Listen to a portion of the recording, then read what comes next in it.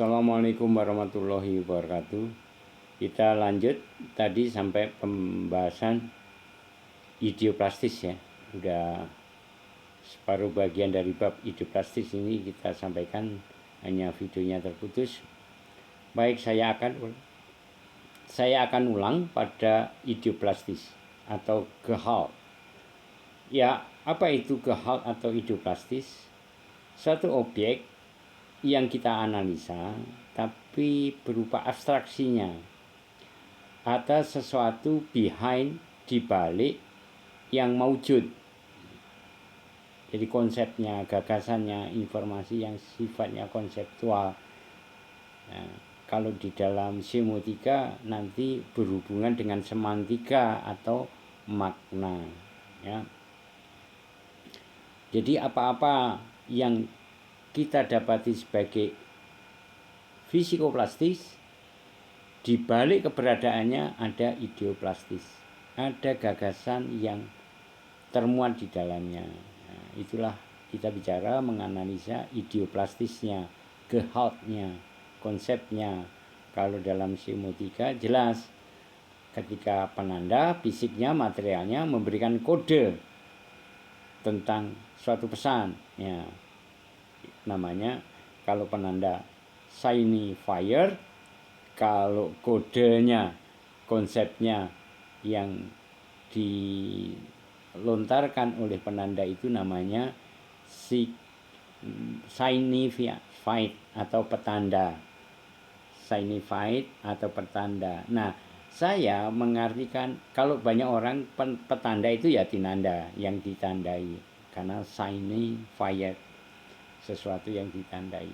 Tinanda itu sebenarnya yang sudah tidak kode lagi, tapi memang sudah bermakna. Pesan yang lambang yang sudah bermakna. Maknanya ini misalnya ya. Jadi kalau citra akustiknya secara konsep mental tadi tempat minum, secara grafis adalah gambar cangkir karena visual secara grafis ya tergambar.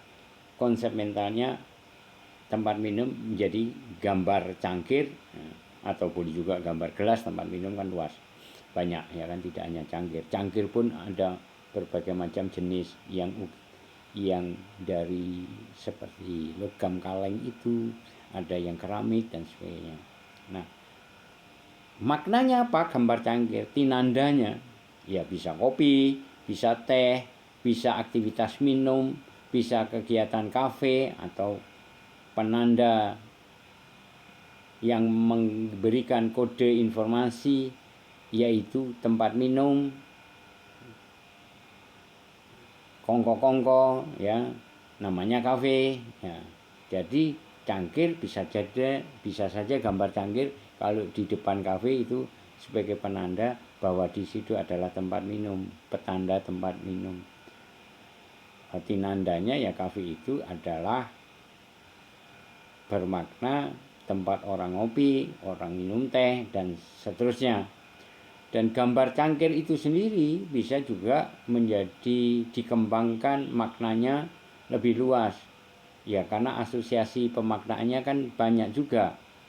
Ada juga makna konotatif. Apa makna konotatif cangkir? Misalnya lambang kebahagiaan atau lambang status tadi dengan citra akustis yang berbeda.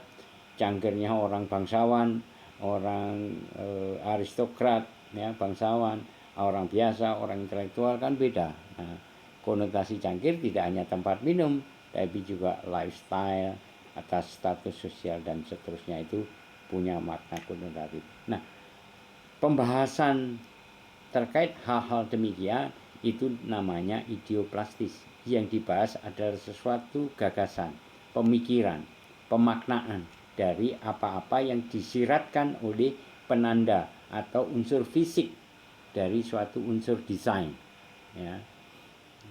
Semua elemen visual dalam desain kan diperankan menjadi penanda. Nah, kalau idioplastis tidak ngomongin penanda secara material atau fisik, tetapi apa yang dikandung di dalam penanda itu. Ide apa, gagasan apa, informasi apa yang disampaikan. Nah, itu kita menganalisa secara ideoplastis. Nah, lanjut. Karena kita sudah paham yang dianalisa adalah psikoplastis dan ideoplastis, maka supaya runtuh di dalam pembacaan dalam menganalisa sebuah desain, kita punya tahapan. Ya. Tahapan pertama, mengidentifikasi, menginventarisir, mendata, mengidentifikasi. Desain itu punya apa sih gitu ya. Misalkan tadi ada unsur seni rupa, dasarnya apa? Ada titik, warna, garis, bentuk. Kalau desain yang sudah applied, sudah terapan, berarti unsur visualnya tidak hanya titik, garis dan sebagainya, tapi sudah berbentuk misalnya tulisan, headline tadi yang sudah saya sampaikan, ilustrasi, logo, balon, ya. Misalkan untuk tempat orang bicara dalam komik misalkan. Flash, product in spot, misalkan kita membuat desain iklan produk, ada spot, ada produk utama tapi ada insert ya. Makanya ada namanya box insert, ada product in spot, setting produk yang kita jadikan ilustrasi utama. Ya, ada bubble atau balon. Ya, banyak unsur visual. Nah, itu semuanya kita identifikasi. Kalau dalam semiotika semua itu kan penanda, elemen-elemen yang diperankan sebagai penanda, lambang yang akan memberikan kode tentang maknanya. Ya. Setelah mengidentifikasi di data, oh desain ini punya unsur bla bla bla bla seperti tadi, teridentifikasi. Yang kedua adalah mengamati desain dari teori estetika. Apa teori estetika? Teori yang membahas tentang pengamatan pada objek yang bernilaikan keindahan. Jadi estetika ya berkaitan dengan keindahan. Maka teorinya apa? Ya gunakan, misalnya menggunakan kaidah estetika untuk membaca sebuah desain. Desain itu punya kaidah estetika enggak? Memenuhi prosedur kaidah estetika enggak? Misalnya punya balance enggak? Punya irama enggak? Punya proporsi enggak? Punya empasis enggak? Punya simplikasi atau sebaliknya komplikasi, kompleksitas, atau kemudian punya kontras, atau juga kemudian yang terakhir punya unity atau punya kesatuan, unity ya. Unity atau unity itu dialek dalam mentransfer bahasa Inggris ya. Itu kita bahas, kita rujuk dengan teori-teori estetika. Misalnya yang membuat irama dalam desain itu unsur ini, unsur itu, unsur ini. Unsur warnanya dengan gradasi warna itu membawa irama yang seperti ini. Nah, itu menggunakan atau menerapkan teori kaidah estetika. Oh, ini balancing formal karena ini seimbang antara sisi kiri, sisi kanan, ke atas bawah misalnya. Oh, ini informal karena ada ada space ruang yang tidak simetris misalnya. Itu kita menerapkan kaidah estetika di dalam membaca desain. Proporsinya, oh ada ini proporsinya terakurat ini, tidak timpang. Anatomi produk dengan komposisi bidang proporsional. Jangan sampai kita memberikan pesan tentang suatu produk, objeknya malah tidak terlihat dengan jelas. Nah, misalnya seperti itu, kita kaidah. Oh, elemen satu dengan yang lain sederhana sekali, tidak banyak elemen, tapi cukup efektif. Cuma hanya headline dan logo, ternyata efektif, komunikatif. Nah, berarti dia memenuhi kaidah simplicity atau kesederhanaan. Kalau desainnya banyak elemen, tapi tertata, terpadu dalam komposisi yang bagus, nah, berarti dia memenuhi prosedur kaidah kompleksitas, detail, rumit, tetapi masih harmoni. Ya, itu kaidah estetika untuk membaca desain. Misalnya teoritiknya seperti itu. Kita punya landasan teori estetika, teori norma-norma atau kaidah estetika atau aesthetical law. hukum-hukum estetika, ya kan? Nah, sudah satu mengidentifikasi penandanya, fisiknya, unsur-unsur fisikoplastisnya, kemudian dibaca, diuncei, dikupas tentang estetikanya, keindahannya. Ketiga, meninjau masing-masing karakter unsur visual praktisnya, misalkan logonya. Logo ini karakternya misalkan memenuhi kriteria simbol juga. Bagaimana LGBT-nya, bukan apa LGBT aneh, hubungan seksual itu apa namanya? Nah, tapi ini legibility, bukan LGBT, tapi legibility. Artinya kejelasan. Ya, bukan ini legal ya, dari kata legal, tapi legibility. Jadi sesuatu yang konkret, jelas, nggak samar, dibacanya jelas, logonya itu bentuknya seperti itu, jelas, nggak ruwet.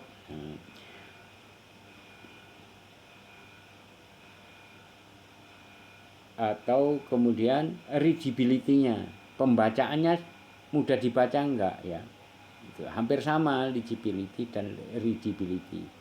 Kalau satu lebih jelasnya, kedua lebih mudah dibacanya, ya. Apakah logo mengembangkan asosiasi terhadap makna yang gampang dimengerti? Misalkan logo itu menggambarkan kalau misalkan perusahaan fishing, perusahaan ikan, ya logonya gampang mudah ditangkap, oh itu gambar ikan sebenarnya, seperti itu. Jadi masing-masing karakter, ilustrasinya juga begitu. Kita tinjau lagi ilustrasi yang menarik atau tidak. Jadi kaidah estetika maupun aspek visual value-nya itu loh. Nilai-nilai visualnya dalam kaidah seni seperti apa. Nah, ini lebih jelas pada tahap keempat. Membaca nilai artistik daripada elemen-elemen visual yang diperankan dalam semiotika sebagai penanda. Caranya bagaimana? Ya kita selidiki, kita kuliti, kita kupas mengenai artistik itu dari persoalan teknis. Misalnya ini dibuat secara manual drawing, ada dibuat dari painting, misalnya melukis, datai dan sebagainya. Oh, ini aplikasi digital, tracing dan sebagainya, menggunakan software ini itu ya. Apakah tekniknya fotografi? Ya, fotografi kan punya kriteria, fotografi yang artistik itu yang bagaimana? Pencahayaannya kena, angle-nya kena, sehingga efek warnanya juga dapat. Ya, itu cara kita mengamati atau membaca desain dari aspek artistik. Nah, ini teorinya selain literasi empiris ya, pengalaman estetika, pengalaman keindahan. Nah, lalu dari situ misalnya dari fotografi, ada juga yang gabungan antara fotografi dan komputer dan drawing misalnya. Bisa jadi baru nanti kemudian difinalkan pada final artwork yang sudah digital ya. Nah, dari kualitas visual desain punya kekuatan artistik enggak? Menyenangkan enggak dilihat secara mata, penikmatan mata? Kemudian nanti hubungannya dengan komunikasi. Ini mendukung aspek komunikasinya enggak? Nah, itu masih dalam ranah ideoplastis itu. Ya.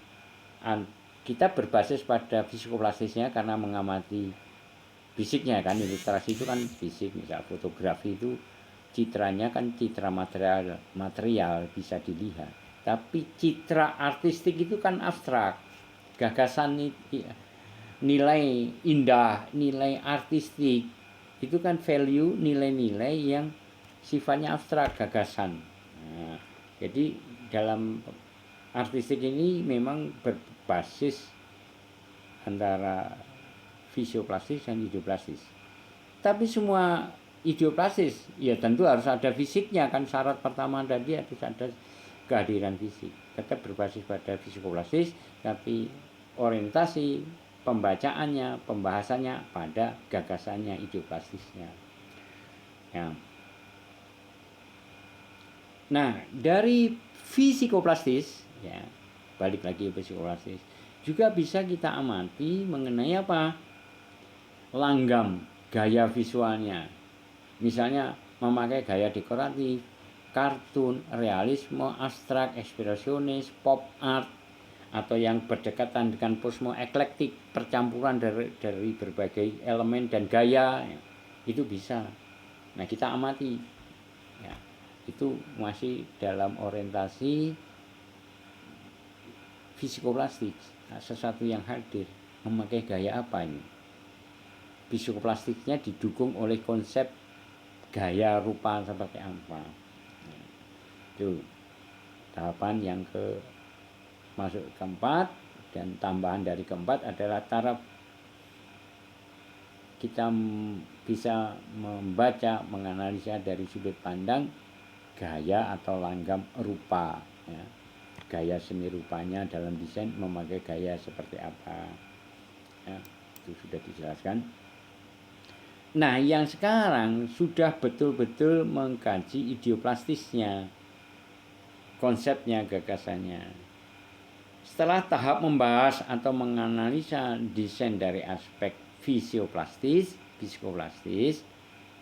atau dalam pandangan semiotika ditinjau unsur-unsurnya sebagai penanda, maka tahap analisa pada idioplastis justru analisanya berorientasi pada berubahnya penanda menjadi petanda.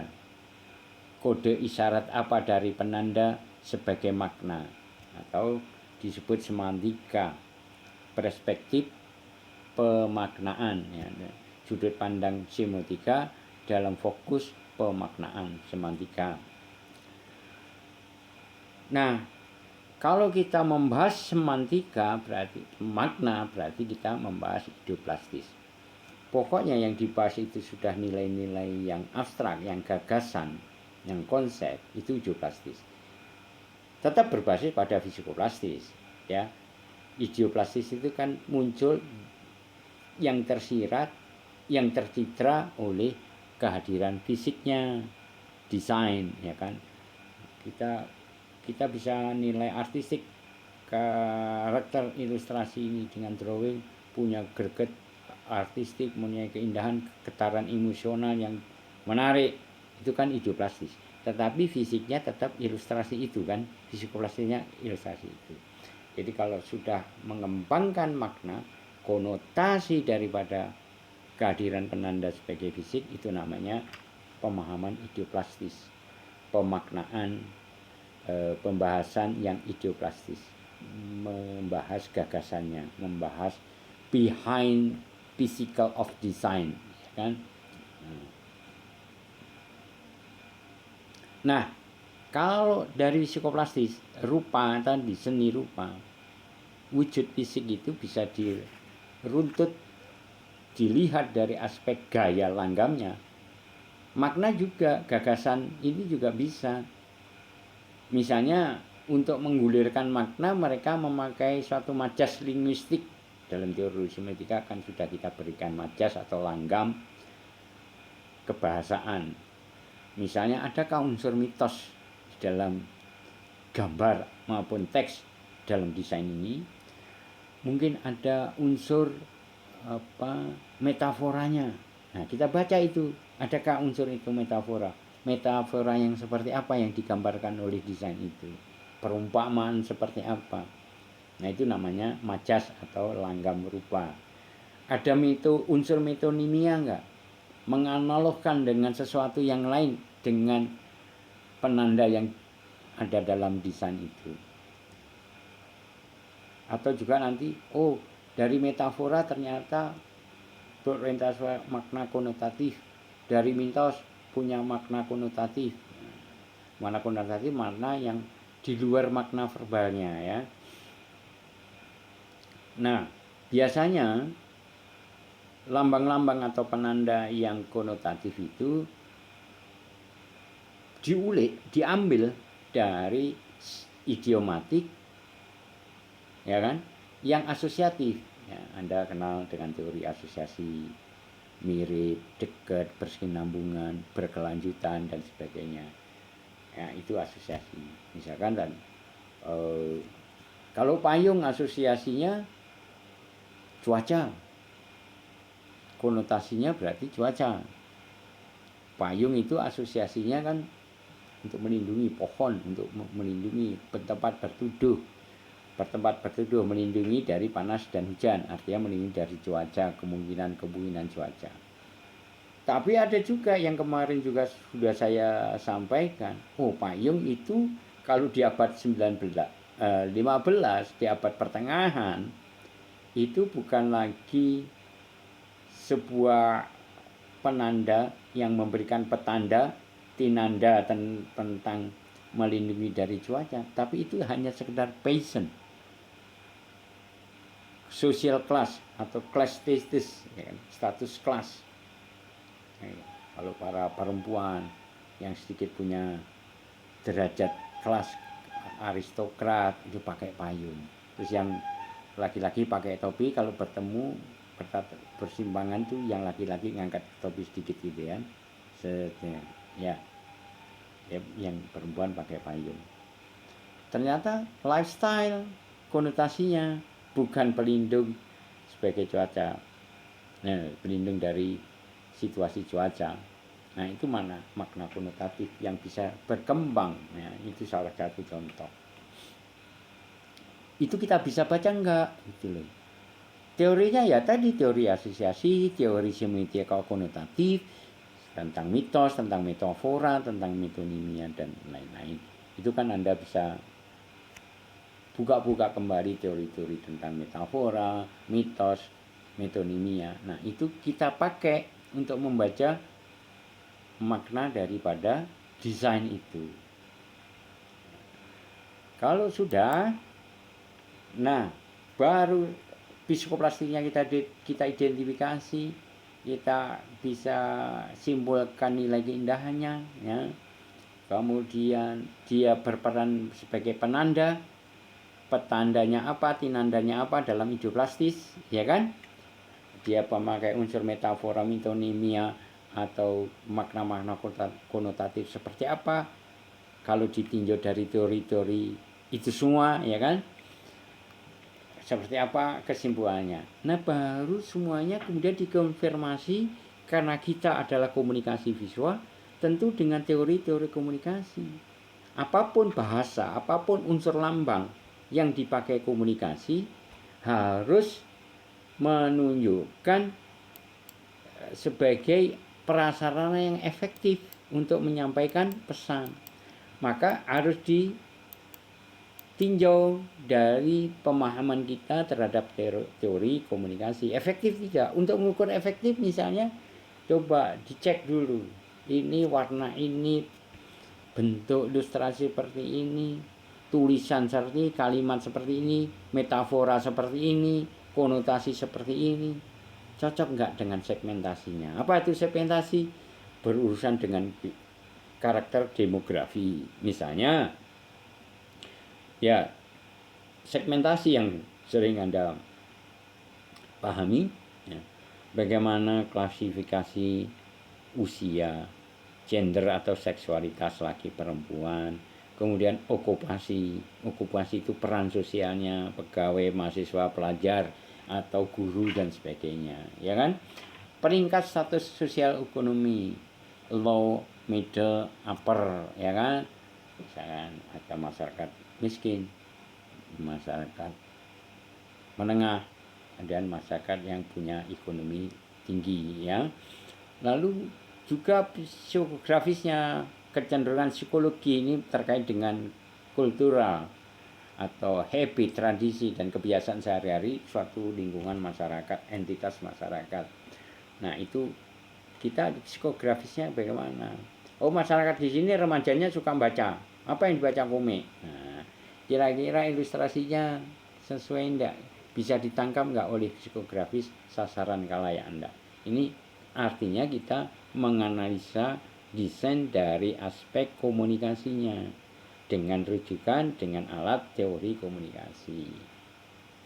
Ya, nanti teori persepsi, teori yang kita sudah ajari, ya sampai pada teori kebutuhan Maslow, behavior ya, perubahan perilaku. Karena komunikasi kan core-nya, targetnya adalah perubahan perilaku secara positif. Misalkan, oh di sana ada unsur pendekatan teori kebutuhan Abraham Maslow, misalkan tentang sense of love, love and belonging, aktualisasi diri, self respect, actualization atau aventurisme, ya, pencari pengalaman, novelty, kebaruan, ada ndak tercitrakan oleh desain itu. Nah itu kita bisa pantau teori-teori itu sehingga kita nanti menyimpulkan dari bahasan pertama sampai akhir. Nah nanti bisa kita simpulkan bahwa desain ini dari aspek komunikasi cukup efektif, dari aspek penandaan cukup efektif karena memberikan suatu sinyal makna yang mudah dipahami karena asosiasinya dekat dengan sesuatu ini. Itu kan legitimasinya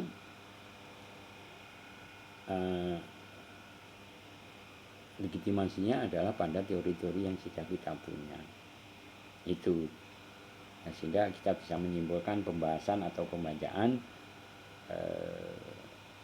terhadap desain itu. Nah, tentang penerapan teori seperti awal yang saya sampaikan, tidak semua teori bisa diterapkan, tergantung karakter desain. Misalkan Anda mau mencoba merujuk dengan teori kebutuhan. Nah, di dalam desain tidak mencitrakan, tidak memberikan suatu sinyal tentang teori kebutuhan itu. Kalau tahu ada, Anda harus betul-betul detail, kira-kira betul-betul tajam, apakah itu berhubungan tidak. Kalau tidak, ya nggak usah dipaksakan. Ya. Jadi semua teori segmentasi yang di luar kepentingan desain, tidak punya terjemahan desain, ya dilaporkan ada sebagaimana adanya.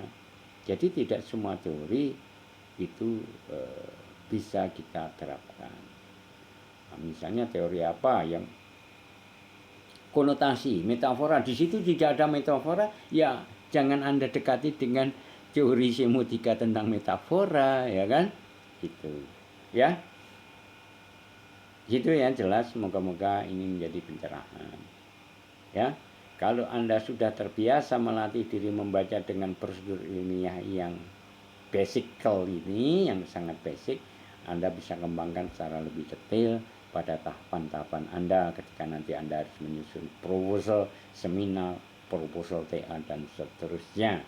Ya, demikian, semoga bermanfaat dan memberikan pencerahan Anda, membawa keberhasilan Anda, menambah wawasan ilmu pengetahuan Anda di dalam menyiapkan diri sebagai sarjana desain komunikasi visual, baik sebagai pengamat, kritikus atau ilmu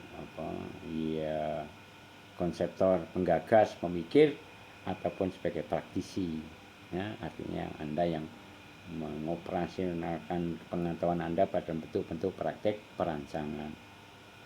Demikian, terima kasih. Assalamualaikum warahmatullahi wabarakatuh.